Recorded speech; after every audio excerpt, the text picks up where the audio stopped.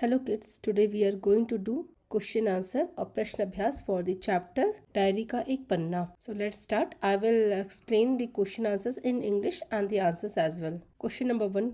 कलकत्ता वासियों के लिए 26 जनवरी 1931 का दिन क्यों महत्वपूर्ण था? Why was the day of 26 January 1931 important for the residents of Calcutta? Answer is Calcutta वासियों के लिए यह दिन इसलिए महत्वपूर्ण था क्योंकि सन 1930 में गुलाम भारत में पहली बार इसी दिन स्वतंत्रता दिवस मनाया गया था. 1931 में इसकी पहली वर्षगांठ थी जिसे बड़े उत्साह और तैयारी के साथ मनाया जाना था. This was the important day for the residents of Calcutta because in the year 1930 Independence Day was celebrated for the first time in enslaved India on this very day. In 1931, it was its first anniversary which was to be celebrated with great enthusiasm and preparations. Question number 2. Subhash Babu के जुलूस का भार किस पर था? Who was responsible for Subhash Babu's procession? Answer. Subhash Babu के जुलूस का भार पूर्णोदास पर था. उन्होंने ही इस जुलूस की पूरी व्यवस्था और प्रबंध किए थे. पूर्णोदास was responsible for Subhash Babu's procession. He had made all the arrangement and managed the entire procession. Question number 3. विद्यार्थी संघ के मंत्री अविनाश बाबू के झंडा गाड़ने पर क्या प्रतिक्रिया हुई? What was the reaction when Avinash Babu, the Minister of Students Union, hosted the flag? जब विद्यार्थी संघ के मंत्री अविनाश बाबू ने श्रद्धानंद पार्क में झंडा गाड़ा तो पुलिस ने उन्हें तुरंत गिरफ्तार कर लिया और वहां मौजूद अन्य लोगों को हटाकर उन पर लाठियां चलाई. When Avinash Babu, the Minister of Students Union, hosted the flag at Shraddhanand Park, the police immediately arrested him. They also drove away the other people present there and charged them with lathis. Question number 4. लोग अपने अपने मकानों व सार्वजनिक स्थलों पर राष्ट्रीय झंडा फहराकर किस बात का संकेत देना चाहते थे?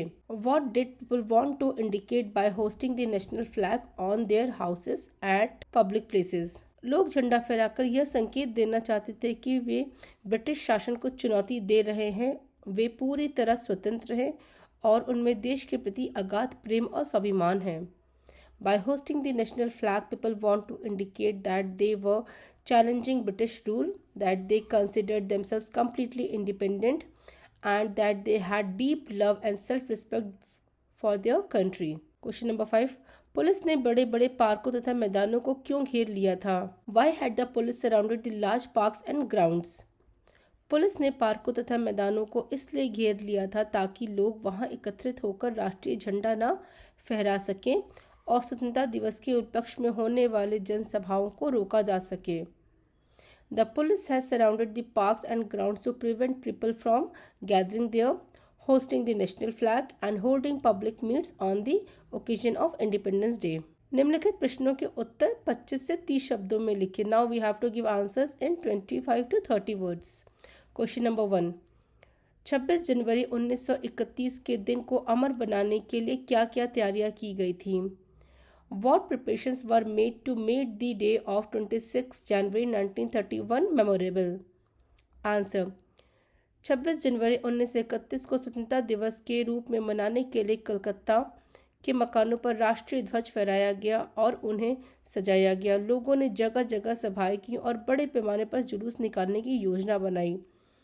To celebrate 26 January 1931 as Independence Day, national flags were hosted and houses in Calcutta were decorated.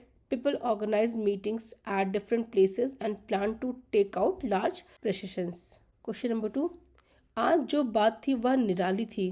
किस बात से पता चल रहा था कि आज का दिन अपने आप में निराला है? स्पष्ट कीजिए.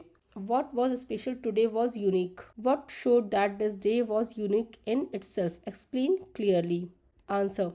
कलकत्ता में पहली बार इतने बड़े पैमाने पर लोग उत्साहित होकर सड़कों पर उतरे थे. पुलिस की भारी पाबंदी के बावजूद हजारों लोगों ने जुलूस में भाग लिया और लाठियां खाने के बाद भी वंदे मातरम गाते हुए आगे बढ़ते रहे. For the first time in Calcutta, such a large number of people came out enthusiastically onto the streets. Despite strict police restrictions, thousands of people took part in the procession, and even after being beaten with lathis, continued to move forward while singing Vande Mataram. Question number 3, police commissioner के notice और council के notice में क्या अंतर था? What was the difference between the notice of police commissioner and the notice of the council? Police commissioner के notice के अनुसार शहर में किसी भी प्रकार की सभा या जुलूस निकालना गैर कानूनी था। गैर कानूनी इज इलीगल। इसके विपरीत काउंसिल के नोटिस में घोषित किया गया था कि मॉन्यूमेंट के नीचे सभा होगी और स्वतंत्रता की प्रतिज्ञा पढ़ी जाएगी। According to the notice issued by the police commissioner, holding any kind of meeting or procession in the city was illegal. In contrast, the council's notice declared that a meeting would be held under the monument and the pledge of independence would be read out. Question number 4, धर्मतल्ले के मोड़ पर आकर जुलूस क्यों टूट गया? Why did the procession break up after reaching the Dharmatala crossing? जब सुभाष बाबू का जुलूस धर्मतल्ले के मोड़ पर पहुंचा तो पुलिस ने भीड़ पर बेरहमी से लाठियां बरसाना शुरू कर दिया। सुभाष बाबू को गिरफ्तार कर लिया गया और बहुत से लोग गंभीर रूप से घायल हो गए, जिससे जुलूस बिखर गया। When Subhash Babu procession reached the Dharmatala crossing, the police began to brutally lathi charge the crowd. Subhash Babu was arrested and many people were seriously injured, causing the procession to scatter. Question number 5, doctor Das Gupta जुलूस में घायल लोगों की देख रेख तो कर ही रहे थे, उनके फोटो भी उतरवा रहे थे। उन लोगों के फोटो खींचने की क्या वजह हो सकती है, स्पष्ट कीजिए। Dr. Das Gupta was not only taking care of the injured people in the procession but was also getting their photographs taken. What could have been the reason for taking these photographs? Explain clearly. Doctor Das Gupta photo इसलिए खिंचवा रहे थे ताकि police के अत्याचारों का प्रमाण जुटाया जा सके। ये तस्वीरें देश दुनिया को सच्चाई दिखाने और आंदोलन के इतिहास को सुरक्षित रखने के लिए जरूरी थी। Doctor Das Gupta was getting the photographs taken so that the evidence of the police atrocities could be collected. These photographs were important for showing the truth to the country and the world and for preserving the history of the movement. Now we have to give answers in 50 to 60 words. Question number 1, Subhash Babu के इस जुलूस में स्त्री समाज की क्या भूमिका थी? What was the role of women in Subhash Babu's procession? Answer, Subhash Babu के जुलूस में स्त्री समाज की भूमिका अत्यंत महत्वपूर्ण और साहसी थी। भारी पुलिस पहरे के बावजूद मदरसा के नेतृत्व में स्त्रियों ने जगह जगह जुलूस निकाले और झंडा फहराया। जब सुभाष बाबू को गिरफ्तार किया गया तब भी स्त्रियां पीछे नहीं हटी। लाल बाजार के पास उन पर लाठियां बरसाई गई, जिसमें कई स्त्रियां घायल हुईं और बहुतों को गिरफ्तार कर जेल भेज दिया गया। The role of women in Subhas Babu procession was extremely important and courageous. Despite heavy police surveillance, women under the leader of Madalsa took out procession and hoisted the national flag at various places. Even after Subhash Babu was arrested, the women did not step back. Near Lal Bazar, the police lathi charged them, in which many women were injured and several were arrested and sent to jail. जुलूस के लाल बाजार आने पर लोगों की क्या दशा हुई? What happened to the people when the procession reached लाल बाजार? जुलूस जैसे ही लाल बाजार पहुंचा, पुलिस ने बर्बरता पूर्वक लाठी चार्ज शुरू कर दिया। सुभाष बाबू को गिरफ्तार कर लिया गया और लोगों पर लाठियां बरसाई गईं, जिससे अनेक लोग गंभीर रूप से घायल हो गए। कई लोगों के सिर फट गए और वे खून से लथपथ हो गए। मैदान में भगदड़ मच गई, लेकिन इसके बावजूद लोग डटे रहे और वंदे मातरम के नारे लगाते रहे। As soon as the procession reached Lal Bazar, the police began a brutal lathi charge. Subhash Babu was arrested and the people were beaten with lathis, causing many of them to be seriously injured. Several people suffered head injuries and were covered in blood. Chaos spread across the ground, but despite this, the people stood firm and continued shouting slogans of Vande Mataram. जब से कानून भंग का काम शुरू हुआ है तब से आज तक इतनी बड़ी सभा ऐसे मैदान में नहीं की गई थी, और यह सभा तो कहना चाहिए कि ओपन लड़ाई थी। यहाँ पर कौन से और किसके द्वारा लागू किए गए कानून को भंग करने की बात कही गई है? क्या कानून भंग करना उचित था? पाठ के संदर्भ में अपने विचार प्रकट कीजिए। Ever since the moment of breaking the law began, such a large meeting had never been held in an open ground, and this meeting could truly be called an open battle. Which law and by whom was it imposed that people were trying to break there? Was breaking the law justified? Express your views in the context of the lesson. यहाँ British सरकार द्वारा लागू किए गए उस कानून को भंग करने की बात की गई है जिसके तहत सभाओं तथा जुलूसों पर रोक लगा दी गई थी। स्वतंत्रता सेनानियों ने इस प्रतिबंध को चुनौती देते हुए स्वतंत्रता दिवस मनाने का संकल्प लिया था। पाठ के संदर्भ में कानून भंग करना पूरी तरह उचित था क्योंकि यह दमनकारी था और भारतीयों के अभिव्यक्ति के अधिकार को छीनता था। देश की आज़ादी के लिए ऐसे कानूनों का उल्लंघन करना स्वाभिमान और साहस का प्रतीक था। Here the law refers to the restriction imposed by the British government under which public meetings and procession had been banned. The freedom fighters challenged this restriction and resolved to celebrate Independence Day. In the context of the lesson, breaking this law was completely justified because it was obsessive and deprived Indians of their right to freedom of expression.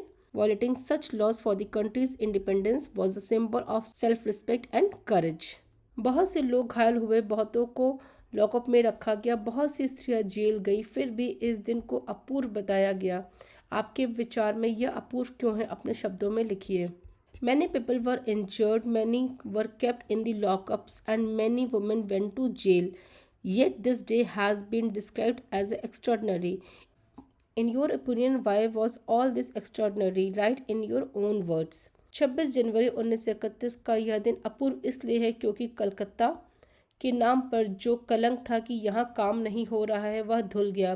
पहली बार इतनी बड़ी संख्या में लोग, विशेषकर महिलाएं, एकजुट होकर पुलिस की लाठियों और गिरफ्तारी के डर के बिना सड़कों पर उतरी। इतनी बड़ी ओपन लड़ाई और जनता का अटूट साहस पहले कभी नहीं देखा गया था।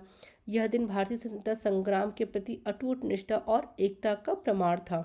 The day of the 26th January 1931 was considered extraordinary because the stigma attached to the Calcutta that no significant movement was taking place there was finally removed.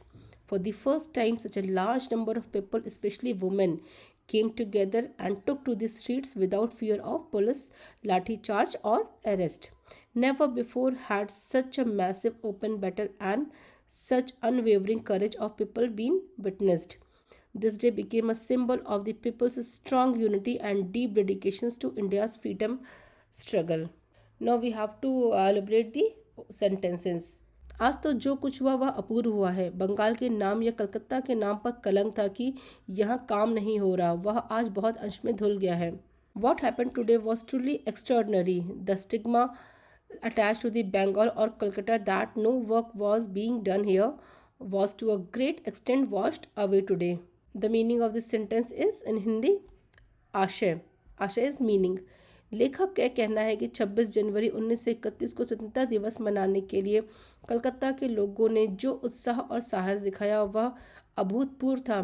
इससे पहले कलकत्ता पर यह आरोप लगता था कि यहाँ स्वतंत्रता आंदोलन का काम ठीक से नहीं हो पा रहा है, लेकिन उस दिन भारी पुलिस दमन के बावजूद लोगों ने जिस तरह लाठियाँ खाई और झंडा फहराया, उससे वह पुराना कलंक मिट गया और सिद्ध हो गया कि यहाँ के लोग भी देश के लिए मर मिटने को तैयार हैं। The writer says that the enthusiasm and the courage shown by the people of Calcutta while celebrating Independence Day on 26 January 1931 were unprecedented. Earlier, Calcutta was often criticized for not actively participating in the freedom movement. However, on that day, despite severe police repressions, people bravely faced lathi charges and hoisted the national flag. This removed the old stigma and proved that the people there were also ready to sacrifice their lives for the country. Number 2.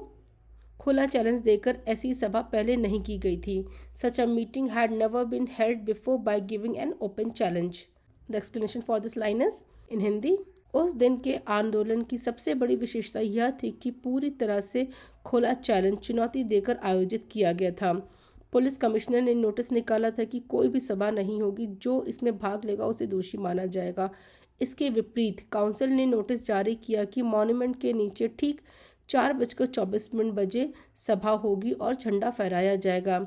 सरकार की सीधी मनाही के बावजूद हजारों लोगों का वहां एकत्र होना और झंडा फहराना एक बहुत बड़ी बात थी जो पहले कभी नहीं हुई थी।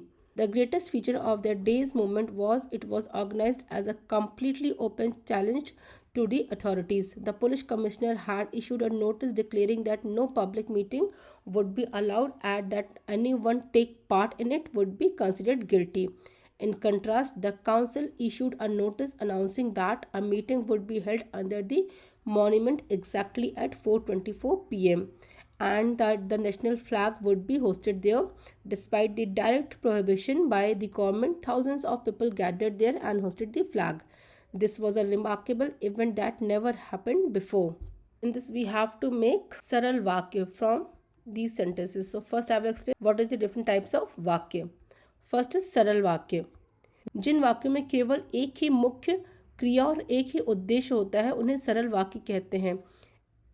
इसमें कोई दूसरा उपवाक्य नहीं जुड़ा होता है. पहचान एक मुख्य क्रिया जैसे जाना, खाना, पढ़ना. उदाहरण, राम पुस्तक पढ़ रहा है, वर्षा हो रही है. Simple sentences. सरल वाक्य is called simple sentences. Simple sentence that contain only one main verb and one object are called simple sentences. No subordinate clauses attached to them. It has only one main verb such as go, eat, read. Example, Ram पुस्तक पढ़ रहा है. Ram is reading a book. वर्षा हो रही, it is raining. संयुक्त वाक्य. जब दो या दो से अधिक स्वतंत्र या समान स्तर के उपवाक्य किसी समुच्चय बोधक शब्द से जुड़े होते हैं तब उन्हें संयुक्त वाक्य कहते हैं. पहचान इसमें और, या, अंत, इसलिए, किंतु, परंतु, लेकिन जैसे शब्दों का प्रयोग होता है. लाइक एग्जाम्पल, राम बाजार गया और उसने फल खरीदे. तुम चाय पियोगे या कॉफ़ी. संयुक्त वाक्य called compound sentences. When two or more independent clauses of equal status are joined by conjunctions, they are called compound sentences. Saral is simple sentences, संयुक्त is compound sentences. An example, Ram बाजार गया और उसने फल खरीदे. Ram went to the market and bought fruits. तुम चाय पियोगे या coffee. Will you drink tea or coffee? In this mostly we use words like and, or, therefore, because of this, but, however, etc. Third is मिश्रित या मिश्र वाक्य. That is complex sentences. जिन वाक्यों में एक प्रधान उपवाक्य होता है और बाकी आश्रित उपवाक्य होते हैं जो मुख्य वाक्य पर निर्भर करते हैं उन्हें मिश्र वाक्य कहते हैं. Complex sentences are that contain one main clause and one or more dependent clauses which depend on the main clause are called complex sentences. They are connected by the words such as who, that, because, as, if, although, when, then, etc. Example, जो, वह, क्योंकि, जैसा, वैसा, यदि, तो, यद्यपि, तथापि, जब, तब जैसे शब्दों से जुड़े होते हैं. एग्जाम्पल, जो लड़का बाहर खड़ा है वह मेरा भाई है. The boy who is standing outside is my brother. अध्यापक ने बताया कि कल छुट्टी रहेगी. The teacher said that tomorrow would be holiday. निम्नलिखित वाक्यों को सरल वाक्यों में लिखिए. प्रश्न, 200 आदमियों का जुलूस लाल बाजार गया और वहां पर गिरफ्तार हो गया. Now we have to make one simple sentence with that. The simple sentence is 200 आदमियों का जुलूस लाल बाजार जाकर गिरफ्तार हो गया. सेकेंड इज, मैदान में हजारों आदमियों की भीड़ होने लगी और लोग टोलियां बना बनाकर मैदान में घूमने लगे. For this the simple sentence we have to make that is, मैदान में हजारों आदमियों की भीड़ होने पर लोग टोलियां बना बनाकर घूमने लगे. थर्ड, सुभाष बाबू को पकड़ लिया गया और गाड़ी में बिठाकर लाल बाजार लॉकअप में भेज दिया गया. For this the simple sentence is, Subhash Babu को पकड़कर गाड़ी में बिठाकर लाल बाजार लॉकअप में भेज दिया गया. वी हैव टू डू संधि. श्रद्धा प्लस आनंद, श्रद्धानंद. प्रति प्लस एक, प्रत्येक. पुरुष प्लस उत्तम, पुरुषोत्तम. झंडा प्लस उत्सव, झंडोत्सव. पुनः प्लस आवृत्ति, पुनरावृत्ति. ज्योति प्लस मैं, ज्योतिर्मय. Thank you students. If you like my channel, please subscribe it. We will meet in next video.